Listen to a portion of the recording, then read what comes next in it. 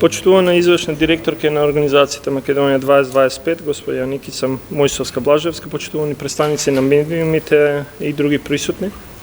Една година подоцна, повторно сме на настан, каде ќе биде презентиран индексот на бирократија, односно документ кој дава препораки и мерки за реформи за намалување на бирократскиот товар за компаниите.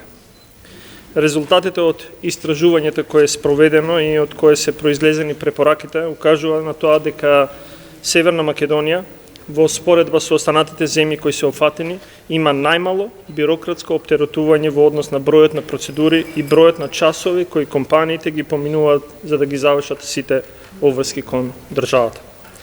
Јас лани на ист ваков настан најавив, но и сите ние во владата сметаме дека можеме уште подобро и уште повеќе да направиме кога станува збор за поедноставување на бирократските обврски на фирмите, а воедно да ја направиме администрацијата поефикасна и поефективна, уште подобар сервис за граѓаните и самото стопанство. И не само што можеме, ние тоа и го правиме.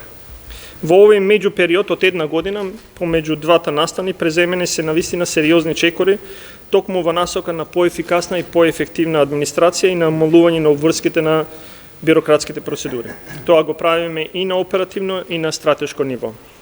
Кога велам на оперативно ниво, тоа се редовните средби кои што се воспоставија на месечно ниво во платформата за јавен приватен диалог со стопанските комори, на кои ги отвараме сите важни и помалку важни теми, на кои што се разговарат и се решаваат истите. Второ, се седниците на социјалниот диалог, тоа се економско-социјалниот совет, кој што се воспоставија како редовна пракса на секој месец да се состануваат, во кој што се разговара за работничките права и други права кои што ги засегаат истите. Секако овде е планот за борба против корупција со кој сакаме да ставиме крај на неефикасноста на административните постапки, а во чии рамки е отпочнат со работа и контакт центарот, односно онлайн системот за поднесување и следење на пријави, а секако особено важен е процесот на дигитализација на административните процеси со кој верувам дека значително ќе го намалиме и забрзаме административните процеси. На стратешко ниво, сите знаеме дека компаниите сакаат сигурност и предвидливост.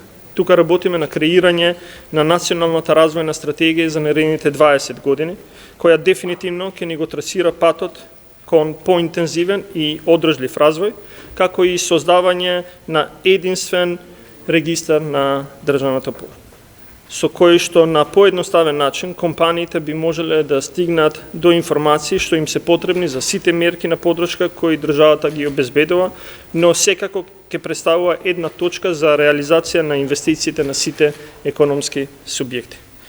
Направивме навистина исчекори во оваа една година, но треба уште многу да изодиме.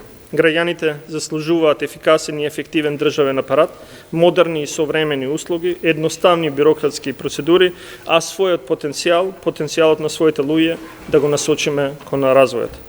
Јас внимателно ги разгледав препораките кои денескат ќе бидат презентирани, најголемиот дел се веќе детектирани од наша страна и се започнати процеси кои соодветствуваат со нив.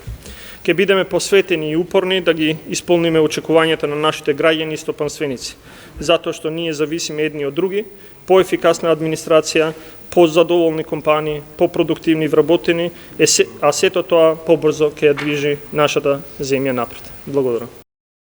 Значи, пристапот е сосема различен. Мерките се носат за да решат краткорочен проблем.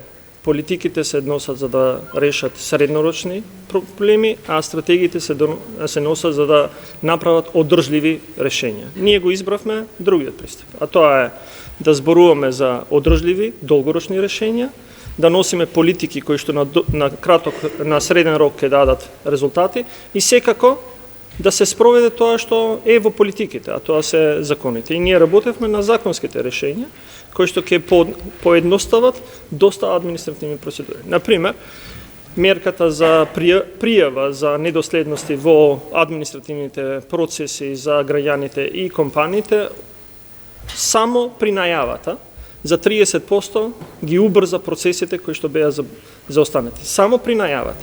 се уште сега се решаваат реално секоја една пријава на граѓанин или на компанија каде е заостанат процесот.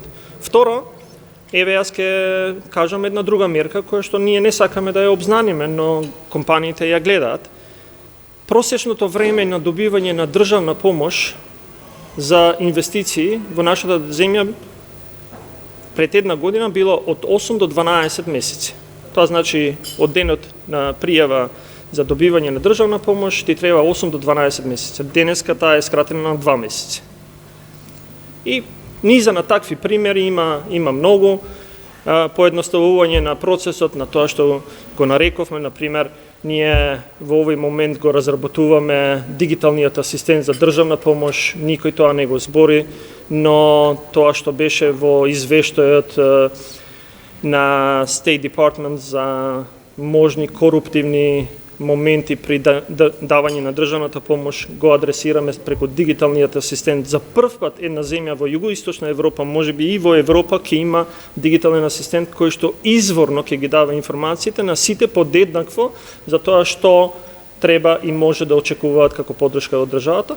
Тоа се можеби навидом мали чекори, но сметам дека во насока на креирање на политиките и политиките кои што ги воведовме во сите сегменти за поедноставување на работата на компаниите, но и стратегијата за која што зборев, а тоа е агендата 2030 и плюс националната развојна стратегија за наследните 20 години, сметам дека многу брзо ќе ги видиме позитивните ефекти. Благодарам.